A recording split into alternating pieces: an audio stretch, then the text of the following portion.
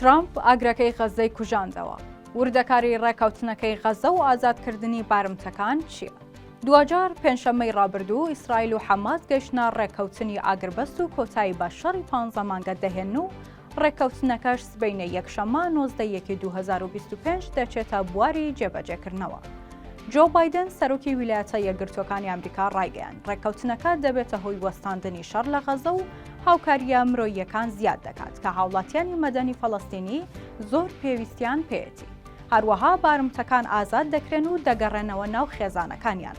ڕوون نییە کە ئایا ڕێکەوتنی ئاگربەستی نێوان ئیسرائیل و حەماس مانای ئەوەیە شەڕەکە بۆ هەمیشە کۆتایی هاتووە یان تەنیا ئاگربەستێکی کاتیە. بەڵام پرۆسەکە بە چەند قۆناغێکدا دەڕوات. قۆناغی یەکەم ڕاگررتنی شەڕ و ئاگربەستە کە لە سبەینە یەکشەممەوە دەست پێ دەکات. بایدن جەختی لەوە کردەوە کە ئاگربەستەکە دەبێت تا ئەو کاتەی گفتوگۆکان سەبارەت بە گواستنەوە لە قۆناغی یەکەمەوە بۆ قۆناغی دووەم بەردەوام بێت، تەنانەت ئەگەر زیاتر لە 6 هەفتەش بخایەنێت.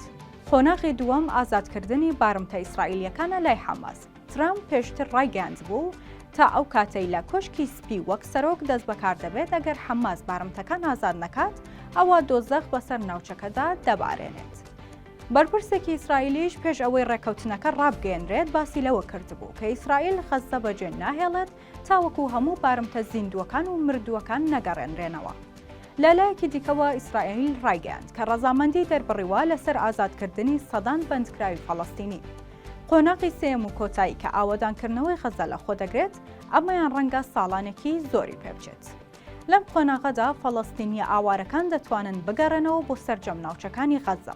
ئاماژەی بۆش کرد تەرمی بارمتە کوژراوەکانیش دەگەڕێنەوە بۆ خێزانەکانیان. پرسیار لە سەرۆکوەزیرانی قەتەڕیش کرا سەبارەت بەو میکانیزمەی کە دانراون بۆ دڵنیابوون لەوەی هەردوولا پابەندی ڕێکەوتنەکە دەبن.